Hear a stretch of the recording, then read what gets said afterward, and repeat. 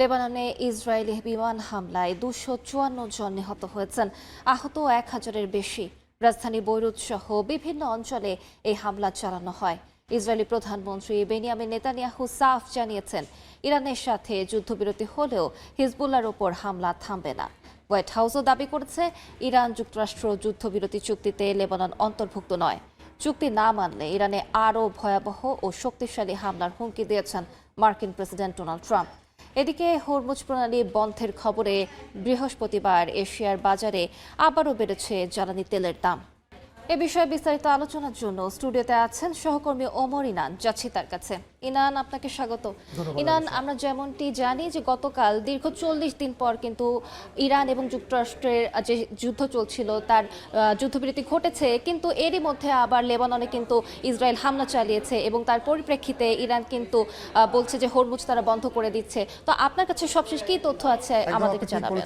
সবকিছু মিলিয়ে আসলে যুদ্ধবিরতি শুরু হলেও যুদ্ধবিরতির জন্য যেই প্রস্তাবগুলো দেওয়া হয়েছিল, এই যুদ্ধবিরতির প্রস্তাব নিয়েই আসলে কিন্তু এখন ধোঁয়াশা দেখা দিয়েছে। কারণ ইরানের পক্ষ থেকে যে 10 দফা দেওয়া হয়েছিল, যুক্তরাষ্ট্র বলছে সেই 10 দফার সঙ্গে তাদের 10 দফার কোনো মিল নেই।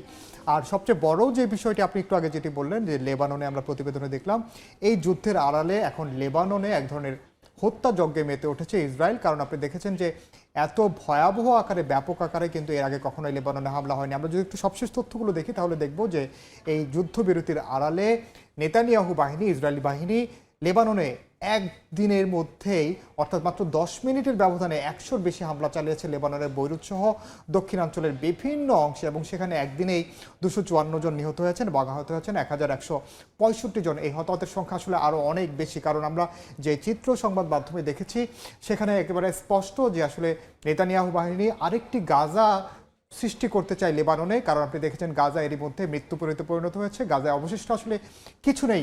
সেই একই পরিস্থিতি হয়েছে লেবাননে, এবং লেবাননে হামলা বন্ধে 10 দফার অন্যতম শর্ত ছিল, এটি বলেছে ইরান। কারণ ইরানের পক্ষ থেকে বলা হয়েছে তারা যুক্তরাষ্ট্রকে যে 10 দফা শর্ত দিয়েছিল তার মধ্যে অন্যতম ছিল এটি। এবং এরই মধ্যে ড্রোন অনুপ্রবেশ, লেবাননে অব্যাহত হামলায় আলোচনা অযৌক্তিক বলছে ইরান। কারণ তারা বলছে যে সামনে যে, অর্থাৎ আগামীকালকেই যেই আলোচনা হওয়ার কথা রয়েছে ইসলামাবাদে, সেখানে আপনি জানেন যে স্থায়ী যুদ্ধবিরতির জন্য যুক্তরাষ্ট্র এবং ইরান তারা আলোচনা করবে। সেই আলোচনায় আসলে ইরান বলছে আমরা তো আলোচনা করতে যাব এই স্থায়ী যুদ্ধ বন্ধের জন্য, কিন্তু এখানে যদি আলোচনার শর্তগুলো যদি আসলে লঙ্ঘন করা হয়, সেক্ষেত্রে আমরা এই আলোচনাটা কিভাবে আগাবো, সেই বিষয়টি কিন্তু সামনে আনছে ইরান। এবং যে কারণে স্থায়ী যুদ্ধবিরতি আসলে এখন কতটুকু হতে পারে সেটি নিয়ে একটি বড় ধরনের ধোঁয়াশা রয়েছে। আপনি জানেন যে যুক্তরাষ্ট্র এবং ইরান এমন একটি পরিস্থিতিতে গিয়ে যুদ্ধবিরতি সম্মত হয় যখন তারা আসলে পূর্ণ মাত্রার যুদ্ধে ছিল, এবং হরমুজ প্রণালী কিন্তু একটি গুরুত্বপূর্ণ বিষয় হয়ে দাঁড়িয়েছে। কারণ বিশ্বব্যাপী হরমুজের গুরুত্ব সেটি কিন্তু আমরা সবাই জানি। আর সামগ্রিকভাবে এই যুদ্ধবিরতি আসলে কতদিন টিকবে সেটি নিয়ে যেহেতু ধোঁয়াশা রয়েছে, আমরা জানি যে আগামী শনিবার কিন্তু বৈঠকে বসতে চলেছে দুপক্ষ। শুক্রবার মূলত তারা বৈঠকে বসবে। আগামী শুক্রবার এই বৈঠকটি অনুষ্ঠিত হওয়ার কথা রয়েছে পাকিস্তান এবং যুক্তরাষ্ট্রের প্রতিনিধি, পাকিস্তানের ইসলামাবাদে হবে, যুক্তরাষ্ট্র এবং ইরানের প্রতিনিধির মধ্যে। এবং আপনি এরই মধ্যে জানেন যে ইরানের প্রতিনিধি দল পাকিস্তানের ইসলামাবাদের উদ্দেশ্যে রওনা হয়েছেন, এবং এর মধ্যে বৃহস্পতিবার এবং শুক্রবার মূলত এই বৈঠকের জন্য তারা পাল্টাপাল্টি অবস্থানে তো তারা আছেন। তো আপনার কাছে কি মনে হয় এর মাধ্যমে কি তারা কোনো স্থায়ী সমাধানে আসতে পারবেন কিনা? এটি আসলে এখন সবচেয়ে বড় প্রশ্ন। কারণ আপনি দেখছেন যে 10 দফা যে পরিকল্পনা দেওয়া হয়েছে, আমি যেই বিষয়গুলো নিয়ে কথা বলতে চাই সেই বিষয়গুলোই যদি দুপক্ষের কাছে স্পষ্ট না হয়, সেক্ষেত্রে কিন্তু আপনি জানেন যে দ্বিমত হওয়াটা খুব স্বাভাবিক। কারণ এখন আসলে দেখার বিষয় যুক্তরাষ্ট্র কোন কোন পয়েন্টগুলোতে আসলে তারা একমত হয়েছিল, এবং ইরান কোন কোন বিষয়গুলোতে একমত হয়েছিল, সেটি কিন্তু একটি বড় বিষয়।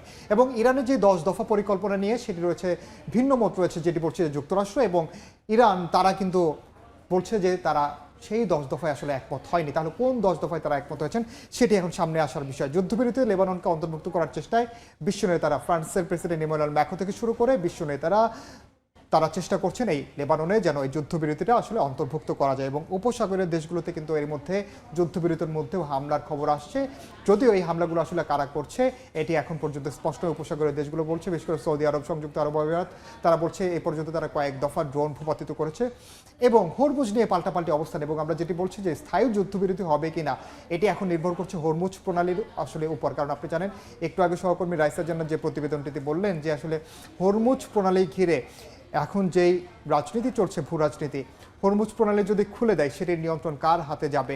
ইরানের হাতেই থাকবে নাকি যুক্তরাষ্ট্র সেটিতে নতুন করে কর্তৃত্ব একটি প্রতিষ্ঠার বিষয় চেষ্টা আমার করবে? মাথায় আসছে যে গতকাল যখন বলা হচ্ছিল যে হরমুজ প্রণালী খুলে দেওয়া হয়েছে, তখন কিন্তু দেখা যাচ্ছিল যে জ্বালানি তেলের দাম কিন্তু কমতে শুরু করেছে এবং পুঁজিবাজারেও এর ইতিবাচক প্রভাব আমরা দেখছিলাম।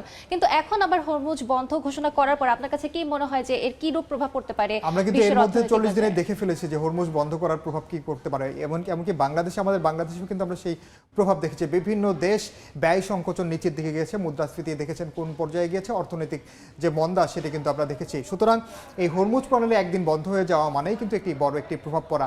সুতরাং হরমুজ প্রণালী আসলে এখন পর্যন্ত বন্ধ কিনা সেটি নির্ভর করছে ইরান এবং যুক্তরাষ্ট্র তারা আসলে কি অবস্থান নিয়েছে এবং সামনে যে আলোচনা হবে সেই আলোচনায় আসলে কি অগ্রগতি এলো। ইরান এই যে সামনে বৈঠক হতে চলেছে, এদিকে তাকিয়ে আছে পুরো বিশ্ববাসী। আমরা আশা করব এর মাধ্যমে কোনো স্থায়ী সমাধান হবে। একদম। আপনাকে অসংখ্য ধন্যবাদ ইরান।